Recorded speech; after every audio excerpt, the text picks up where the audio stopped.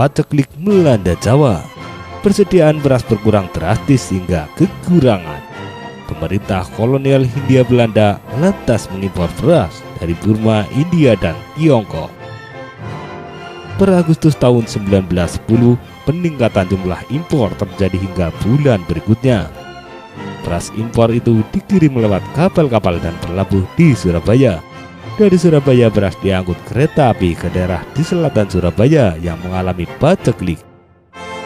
Bersamaan dengan kebijakan impor beras itu, Burma sedang dilanda wabah pes. Namun para petugas tidak mencurigai banyaknya tikus mati dan kutu-kutu saat muatan sampai di Sidoarjo. Bisa diperkirakan perjalanan yang berbulan-bulan itu tikus ikut di dalam kapal. Tikus makan dan buang kotoran di situ hingga mencemari beras. Lewat beras impor itulah penyakit pes terbawa dari Burma ke Jawa. Perjalanan yang rencananya dilanjutkan ke Malang lalu ke Wulingi batal akibat terputusnya jalur Malang-Wulingi oleh banjir pada akhir tahun 1910. Alhasil, beras impor berikut tikus berkutu pembawa pes itu menginap di gudang-gudang sekitar stasiun Malang. Udara Malang yang lembab membuat perkembangbiakan kutu-kutu tikus di gudang beras berjalan cepat. Namun tak ada kecurigaan saat ditemukan banyak tikus mati. Kecurigaan adanya penyakit pes baru muncul ketika 17 orang di desa Turen Malang meninggal setelah demam beberapa hari. Pes menular lewat gigitan kutu tikus pembawa bakteri Yersinia pestis.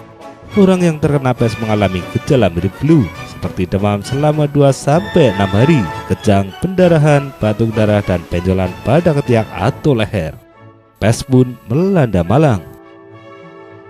Dalam tesisnya yang berjudul Dukun dan Mantri Pes, Martina Savitri menyebut wabah pes dengan cepat menjalar ke Karanglong.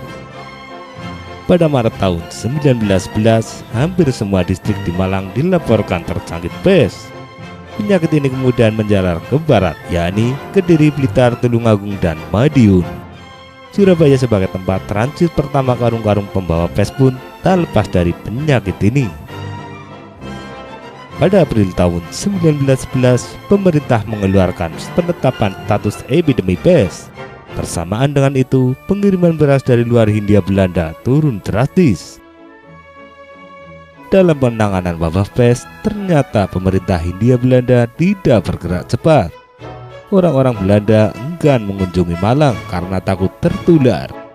Mengetahui hal ini, Dr. Cipto Mangunkusumo, sang dokter rakyat, memberanikan diri menjadi dokter dinas pemerintah agar bisa ditempatkan di Malang. Dr. Cipto pun ditugaskan di Malang dan bekerja keras menyembuhkan para penderita pes. Pestiati Pratomo adalah salah satu penderita pes yang selamat. Bayi mungil itu berhasil diselamatkan dan diangkat sebagai anak oleh Dr. Cipto Mangunkusumo. Atas jasanya, Dr. Cipto sempat menerima penghargaan dari Ratu Belanda, namun dikembalikan lagi karena tidak diizinkan menangani wabah pes yang kian menjalar. Pada akhir tahun 1911 dilaporkan 2.000 orang meninggal akibat pes. Melalui pelabuhan Tanjung Mas, pes masuk Semarang pada tahun 1916. Dalam skripsi berjudul Wabah Pes di Kota Semarang, Andika Satria menulis, tikus-tikus perkutu itu turun di pelabuhan dari kapal dagang asal Surabaya yang singgah. Penyakit pes menyerang perkampungan penduduk yang kotor dan lembab tak lama kemudian. Antara Oktober 1916 sampai Desember 1917, belasan desa terserang pes, ratusan orang tewas di Semarang. Untuk menanggulanginya, BGD atau Dinas Kesehatan Hindia Belanda mendatangkan dokter dari Eropa, merekrut mantri dan memberikan vaksin. 2 jenis vaksin dipakai untuk memberantas pes, yakni 54.017 vaksin dari Jerman dan 11.703 vaksin dari Inggris. Dengan mengerahkan dokter di kota dan mantri di pedesaan, dalam 7 bulan sebanyak 65.720 orang diberi vaksin.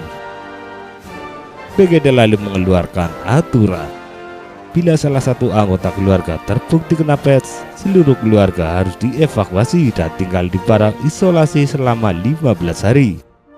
Pasien dan keluarganya kemudian diobservasi untuk penyembuhan dan pencegahan pes agar tak makin meluas. Namun dalam praktiknya, jika ada seorang warga terkena pes, bukan hanya sekeluarga yang dievakuasi, tapi seluruh desa. Mereka baru boleh meninggalkan para isolasi setelah 30 hari. Akibatnya, banyak warga menolak dievakuasi lantaran takut barang-barang di rumah mereka hilang atau lebih parah, rumah mereka dibakar karena dianggap sarang tikus. Di Malang, tempat pertama pes mewabah, penduduknya dipaksa membakar rumah yang terindikasi sarang tikus. Mereka juga harus membongkar rumah bambu mereka, lantas membangun ulang dengan kayu atau batu bata tanpa kompensasi yang sesuai dari pemerintah kolonial. Pada logikanya, penduduk yang rumahnya berbahan dasar bambu mayoritas adalah penduduk pribumi yang miskin. Pemerintah memang memberikan perkakas secara gratis, namun beberapa material rumah harus dibeli dengan uang sendiri. Parahnya lagi, penjualan kayu dan bahan material lain dimonopoli hingga harganya selangit. Diperkirakan jumlah korban meninggal dari tahun 1910 sampai 1926 mencapai 120.000 orang.